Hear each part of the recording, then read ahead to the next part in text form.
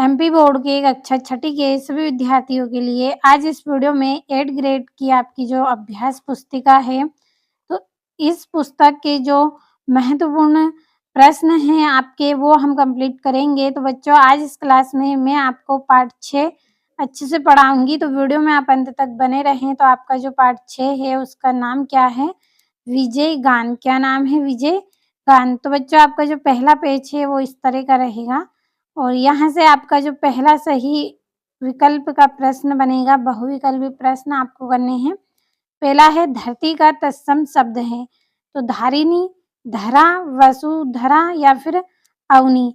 तो आपकी जो पुस्तक है इस पुस्तक में जो 4 ऑप्शन दिए हैं इसके आधार पर मैं आपको यहाँ पे धारिणी शब्द सही है आपका कौन सा है? धारिणी सही शब्द है।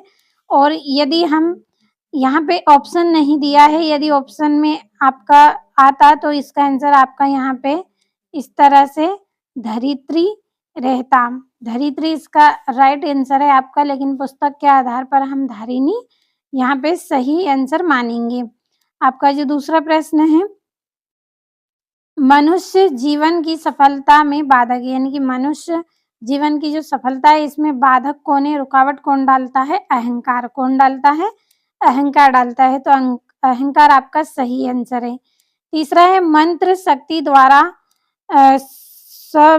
संपूर्ण समुद्र का जल सोखने वाले ऋषि कौन थे? यानी कि मंत्रों की जो शक्ति थी उसकी सहायता से संपूर्ण, यहाँ पे पीडीएफ बनाने में ये थोड़ा दिख नहीं रहा है, संपूर्ण लिखा है। संपूर्ण समुद्र का जो जल है वो किसने सोख लिया था, किसने पी लिया था? तो ऋषि अगस्त ने पिया था। किसने? ऋषि अगस्त ने पिया था। बढ़ते हैं अगले प्रश्न की ओर। अगला है आपका काल भी भयभीत होता है। जो काल यानी कि जो समय है वो भी भयभीत हो जाता है। किसे देखकर? लोहा हृदय से। किससे? जिनका हृदय कैसा होता है? लोहा का होता है, जिससे किसी की दुख तकलीफ से कोई फर्क नहीं पड़ता है। ऐसे मनुष्य का जो हृदय है वो कैसा होता है? लोहे का होता है। तो काल भी ऐसे हृदय वाले मनुष्यों से भयभीत हो जाता है। अगला, स्त्री की शोभा आभूषण से बढ़ती है, तो कविता की शोभा किससे बढ़ती है? स्त्री आभूषण पहनेगी तो उसकी शोभा बढ़ेगी। इसी तरह से जो कविता है उसकी शोभा कौन बढ़ाते हैं? तो इसका आंसर आपका रहेगा अलंकार। अलंकार किसकी शोभा बढ़ाते हैं? कविता की शोभा बढ़ाते हैं। अगला आपका जो प्रश्न है इसमें आपको नीचे दिए गए शब्दों में से उचित शब्द चुनकर रिक्त स्थान की पूर्ति करना है। छठा है तपस्वी को डेडेस छू नहीं पाता है, तो तपस्वी को कौन नहीं छू पाता है? मोह। मोह जो होता है, मोह माया, ये नहीं छू पाते हैं। सातवां है दुर्गम जीवन पथ की तुलना डेडेस से की गई है, तो तलवार की धार से। दुर्गम यानी कि जो जीवन आसान नहीं होता है, सरल नहीं होता है, ऐसे पथ यानी कि ऐसा रास्ता वो किसके समान है? तलवार की धार के समान है। आठवां है चंद्रमा का पर्यायवाची शब्द, तो चंद्रमा का पर्यायवाची शब्द क्या है? रजनीश है। क्या है? रजनीश। अगला है वीर डेडेस की पतवारों से सिंधु पार करते हैं, तो किसकी? प्राणों की। वीर प्राणों की पतवारों से किसको पार करते हैं? सिंधु को पार करते हैं। अगला है दधी का तद्भव शब्द है, तो क्या है? दही। दही का दधी का तद्भव क्या रहेगा? दही रहेगा। तो ये हो गए हैं रिक्त स्थान। अगला आपका प्रश्न है जिसमें लघु उत्तरीय प्रश्न आपको करने हैं। तो 11वां है बाधा का दुर्गम सागर पंक्ति में रेखांकित शब्द के 3 समान तुकांत वाले शब्द लिखिए। तो पहला है गागर, दूसरा है नागर और चादर। क्या रहेगा? गागर, नागर, चादर। अगला है आप वीरों के कौन से 2 गुण अपनाना चाहेंगे? तो मैं वीरों के साहस और दृढ़ संकल्प के गुण अपनाना चाहूंगा या चाहूंगी। जो वीर है उनमें जो साहस होता है, जो हिम्मत होती है और जो दृढ़ संकल्प होता है कि चाहे कितनी भी कठिनाई आए वो अपना रास्ता नहीं बदलेंगे, इस तरह का जो गुण है वो अपनाना चाहेंगे या चाहूंगी। अगला आपका प्रश्न रहेगा विजय गान कविता में कवि किन किन को वापस टकराने की बात कर रहा है? तो कवि पर्वत से पर्वत, लहरों से लहरें और मनुष्य से कठिनाइयों के टकराने की बात कह रहा है। कौन सी 3 बातें हैं कि पर्वत से पर्वत टकराए, लहरों से लहरें और मनुष्य किससे कठिनाइयों के टकराने की बात कह रहा है।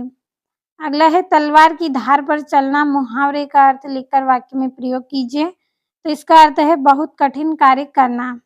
क्या है? बहुत कठिन कार्य करना।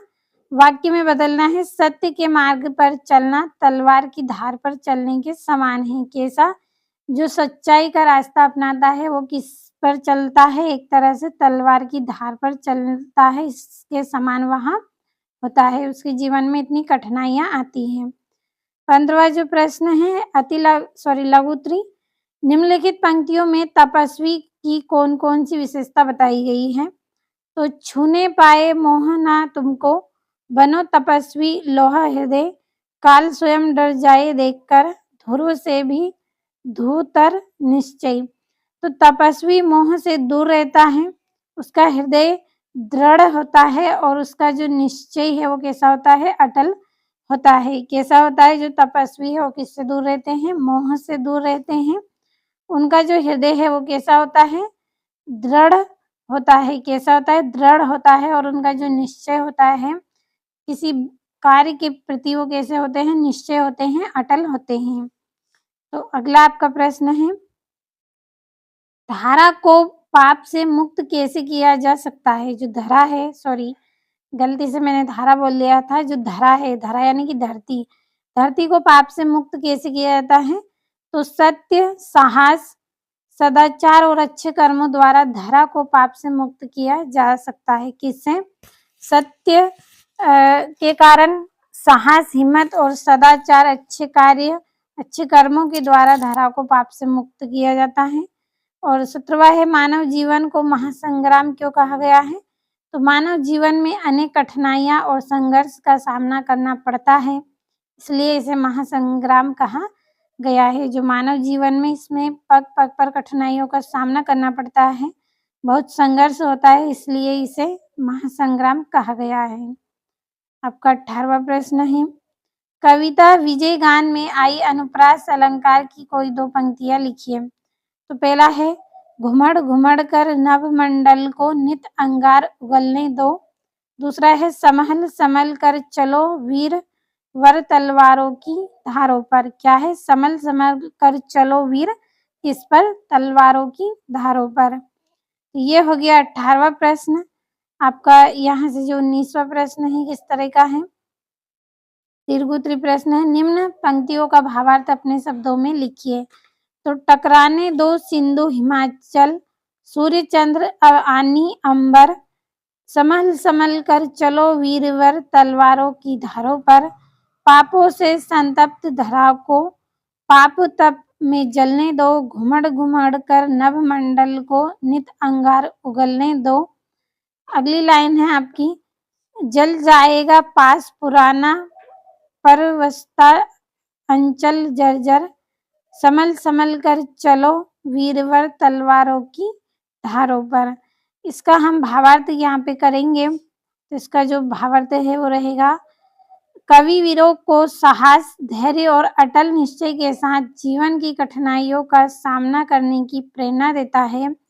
कवि कहता है कि बड़े से बड़े संकट और बाधाओं से घबराना नहीं चाहिए, बल्कि उनका डटकर सामना करना चाहिए। पाप और ताप से संतृप्त धरा को पवित्र बनाना चाहिए तथा पुराने पास और परवस्ता को नष्ट कर देना चाहिए। चाहे परिस्थितियां कितनी भी कठिन क्यों ना हो, हमें अपने लक्ष्य से विचलित हुए बिना निरंतर आगे बढ़ते रहना चाहिए। यही सच्चे वीर की पहचान है। तो इस तरह से इन पंक्तियों का भावार्थ मैंने यहाँ पे कर दिया है। अब आपका जो अगला प्रश्न है आप अपने जीवन या किसी मित्र के जीवन में आई किसी बाधा का वर्णन कीजिए और उसका सामना अपने या आपके मित्र ने कैसे किया होगा यह भी बताइए या लिखिए।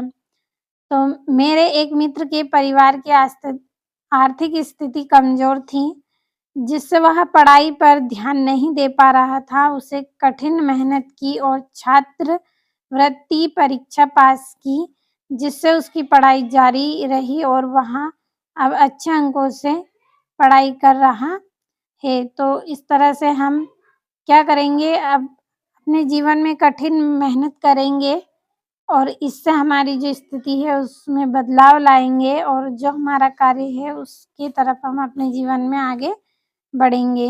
तो बच्चों, आज इस क्लास में हमने जो अध्याय 6 है उसको अच्छे से कंप्लीट कर लिया है और सभी अध्याय की एक प्लेलिस्ट बना दी है जिसमें अध्याय 1, 2, 3, 4, 5 आपको मिल जाएँगे। तो प्लेलिस्ट में आप जाएँ और सभी अध्यायों को आप अच्छे से कंप्लीट करें। अगले वीडियो में हम अध्याय 7 कंप्लीट करेंगे, जब तक इसे आप अच्छे से कंप्लीट करें।